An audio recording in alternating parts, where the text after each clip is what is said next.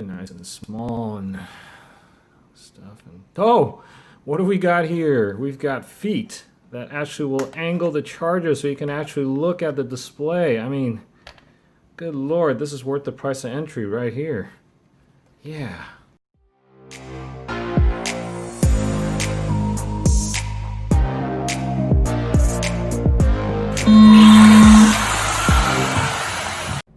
Hey everybody, Neil RC Racer here. Got something in the mail yesterday. Thought I'd share it with you guys. Do a quick unboxing, followed by a review of this HOTA P6 dual smart charger that I just bought. So let's get into it.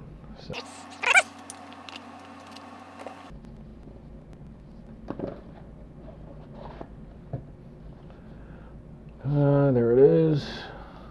It doesn't seem like there's much else in the box. Nope, just the charger, decal, and the ever useless instruction manual that comes with these things. And oh, it's in Chinese. That's useful. Maybe English on the back. Ah, nice. English on the back with the, looks like the specifications on it. It's a diagram of everything that's on the charger and some quick quote-unquote instructions to get you up and running. Okay. Let's put this back in the box.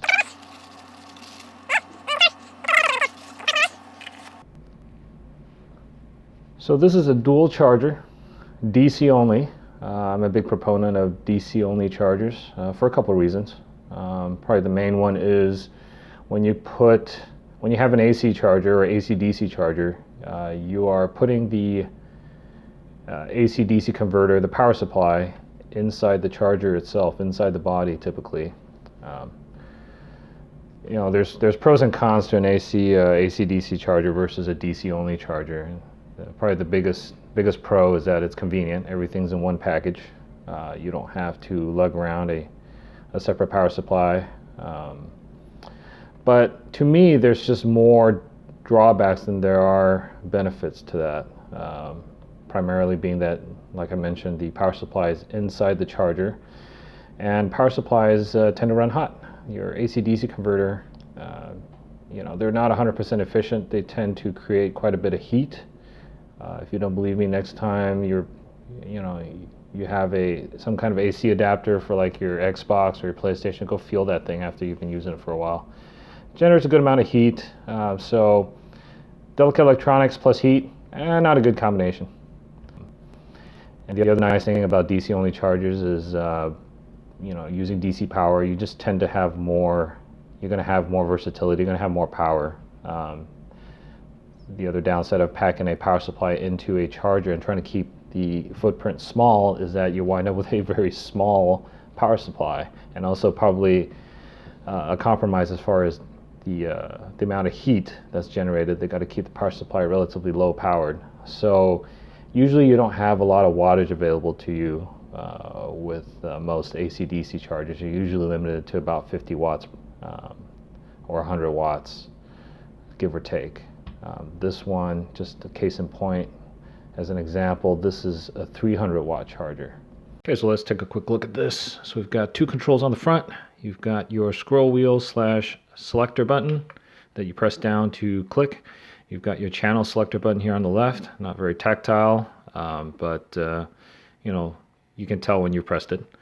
I'm not really sure how I feel about the selector wheel. I'm not sure how I felt about it. I've never had a charger with this kind of setup, but after using it for a while, it works pretty well. The scrolling function is pretty well defined. The clicks are pretty well defined, so you don't accidentally scroll past what you're trying to get to.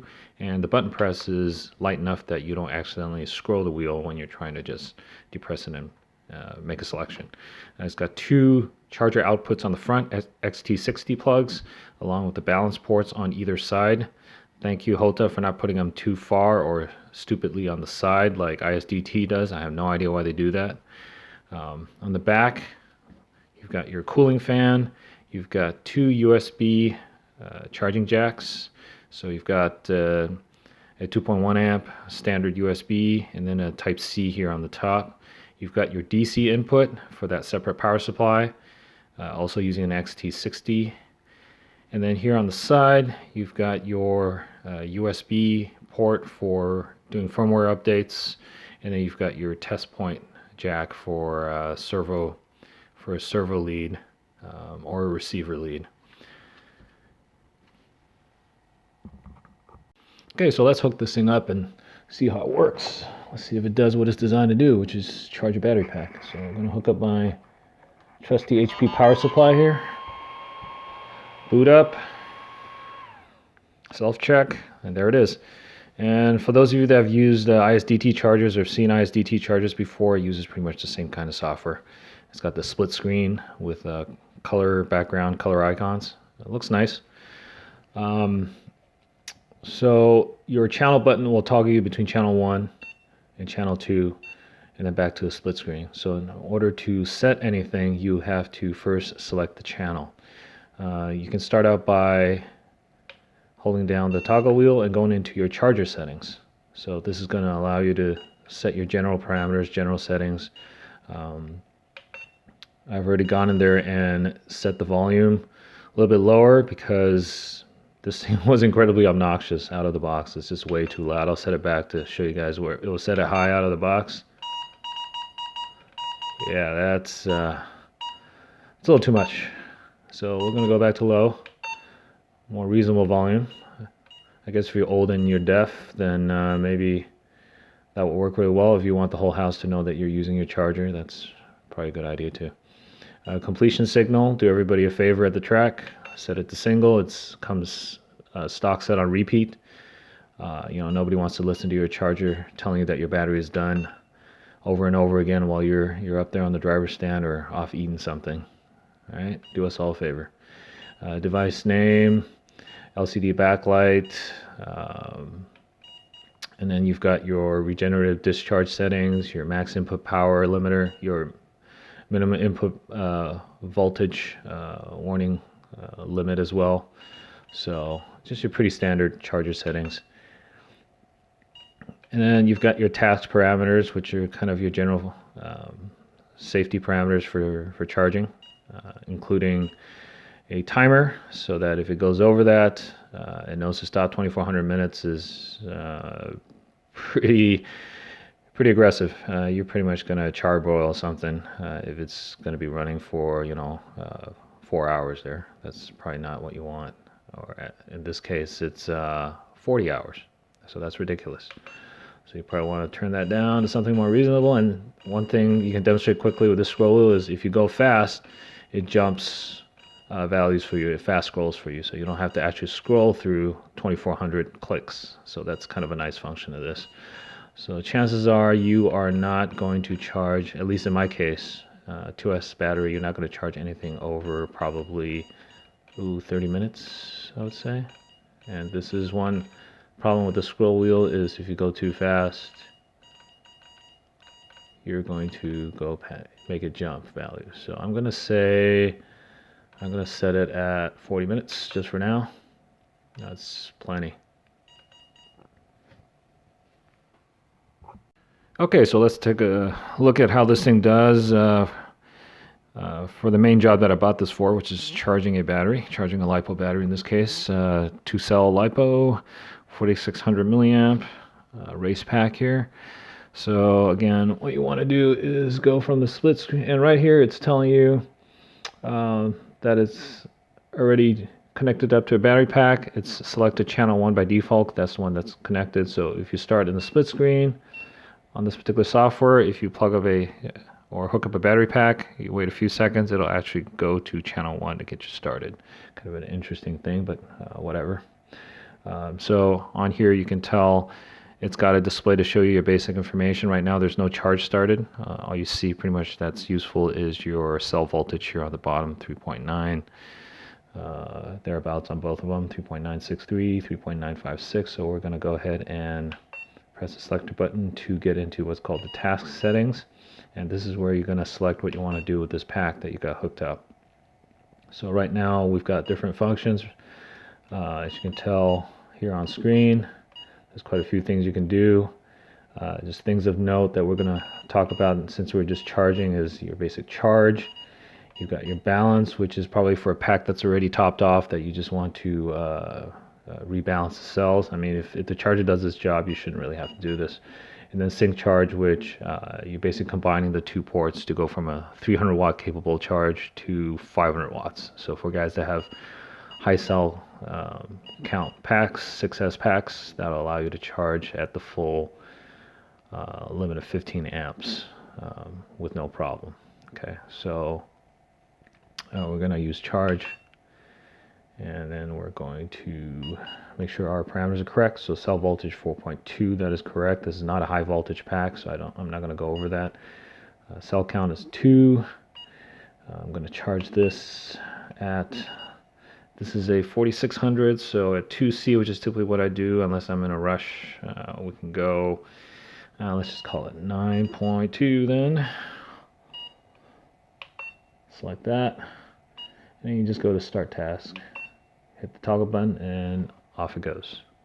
And when it's charging, as you can tell, the color of the screen changes to orange, and then you can see your amps, your output amps start to ramp up here on the left.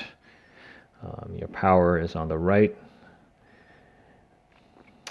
and then you've got your capacity.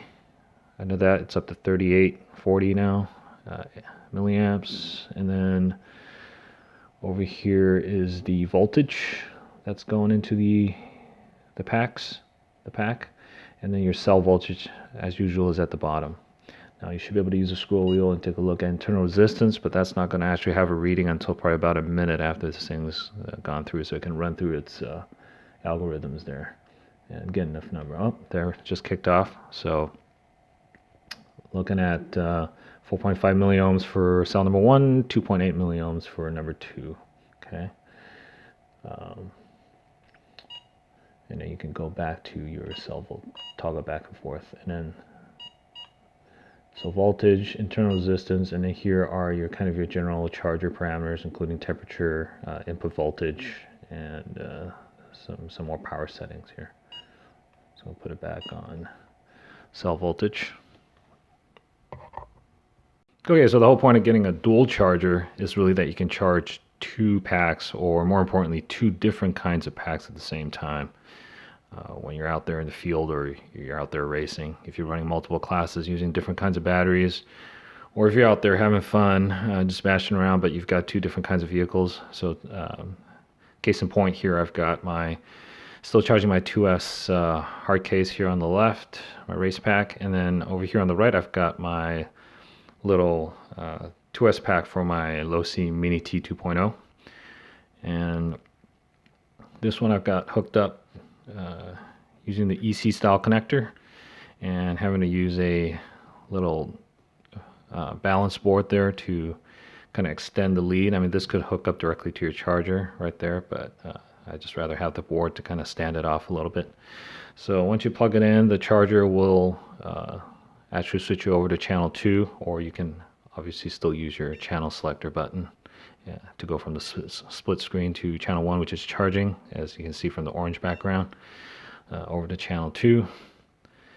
Oh, I think I just did one additional button press there too many. That button isn't the most tactile, a little mushy, so it is easy to overpress. They could probably improve that in a future iteration or make a running change on that, in my opinion.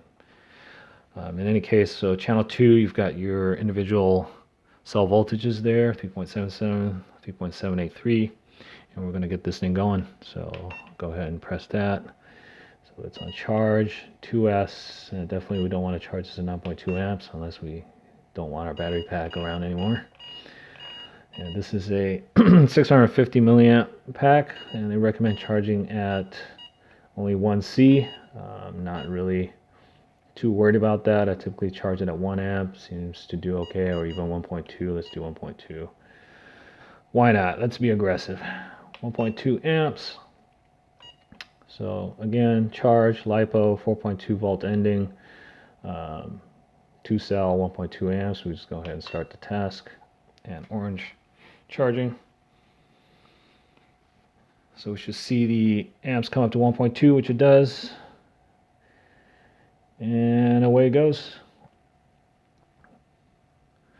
So this is The nice thing about having a dual output charger, you don't have to wait for one pack to get done before you do the other one, or you don't have to lug two chargers around with you if you have two packs you need to charge at the same time. And as you can tell, you can charge two different packs, two different kinds of packs at the same time and not break a sweat. And so far, this thing, so charging one pack at um, about, let's see here.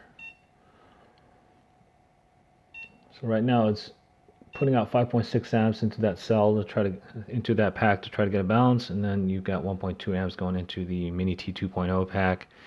And the fan hasn't kicked on yet, so it's handling everything okay, just using its standard circuitry without having to dump any heat, which is kind of nice. There's a lot of chargers out there. I remember I used to have, I think back in the day I used to have a Venom charger, and then I also had a high-tech charger, and a couple other, like some of the cheaper 4-button style chargers in the past. You start charging anything, you could be charging at 0.5 amps, and the fan kicks on by default. It just uses kind of a, one setting, a dumb setting. Basically, if you're charging, I'm going to turn on the fan, and it can be pretty loud, and it reduces the lifespan on your fan too. Those things do have a, defined lifespan. So this is kind of nice and quiet, and only does what it needs to. So one thing you can do that's actually not true for some chargers out there is that you can change your current on the fly. So even though our hard case race pack here is done, we're still charging our little 650 milliamp pack here. Let's say I have a change of heart as far as putting 1.2 amps in there versus the recommended 1C.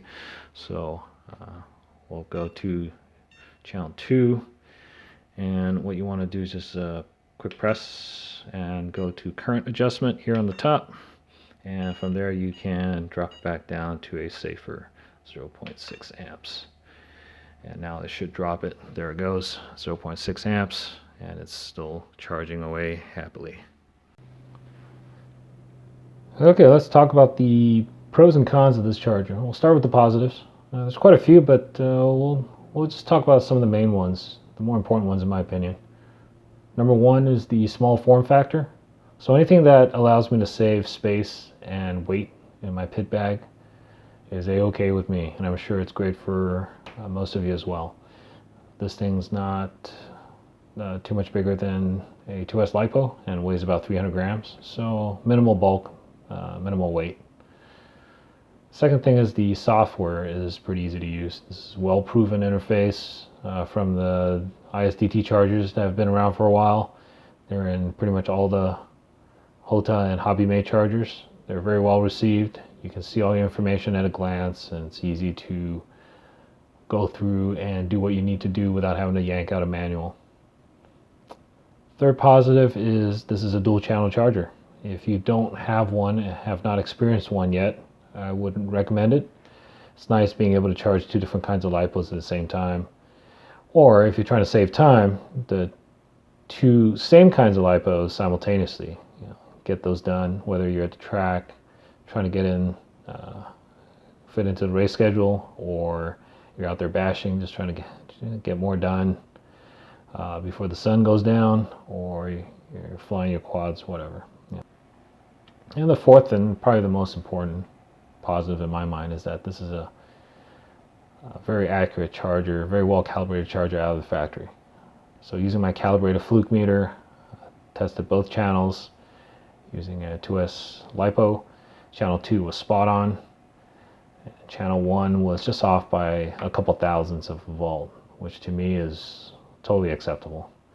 So the good news is this thing looks like it comes from the factory, well calibrated, ready to use, and safe for your LiPos.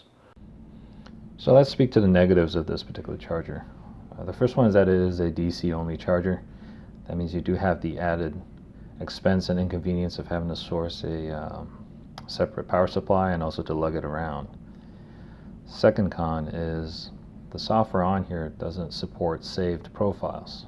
So for each different type of battery pack that you have to throw on there, you will have to go through and set the amps and the cell counts.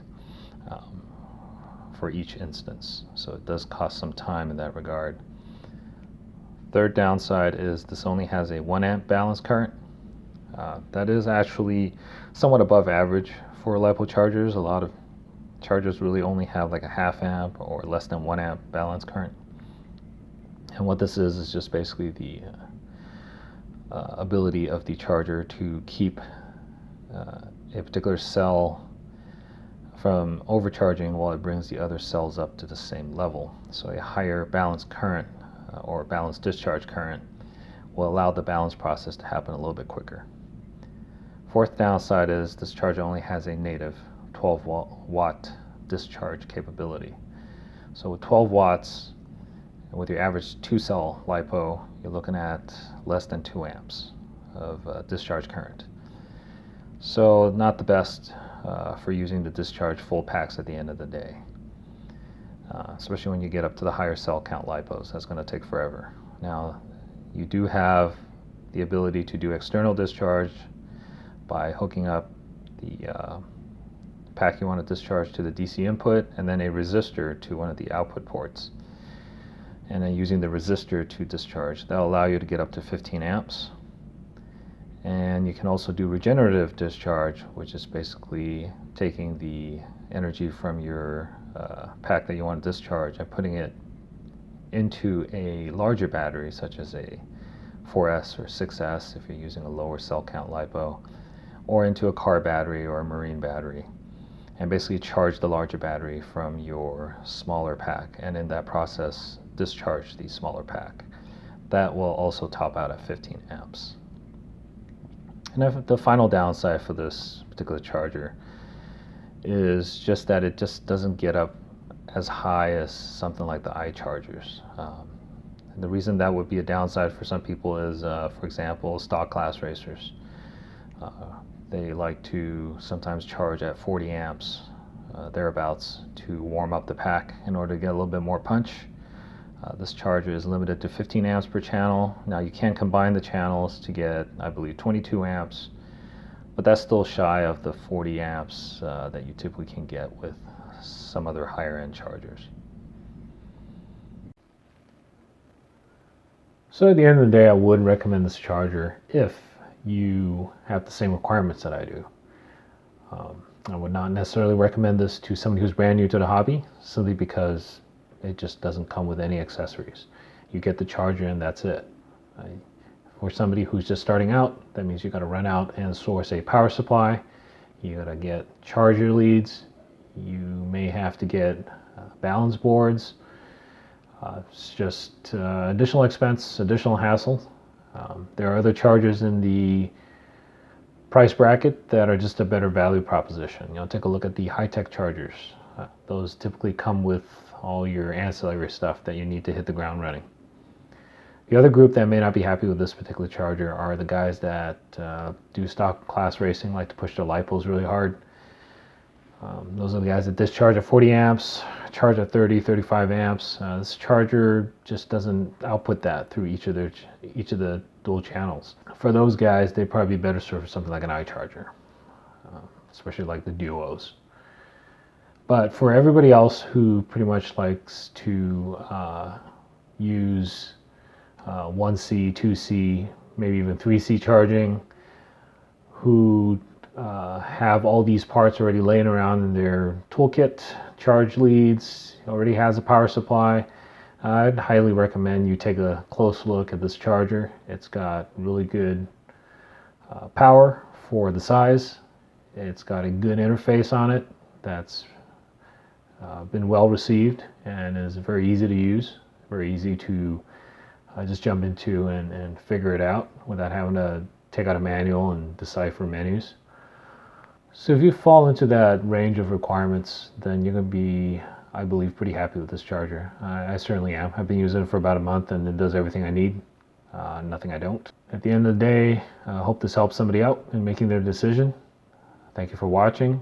I hope you enjoyed the video. If you did, please hit like and subscribe. And just remember to have fun out there. Take care, and I'll see you guys next time.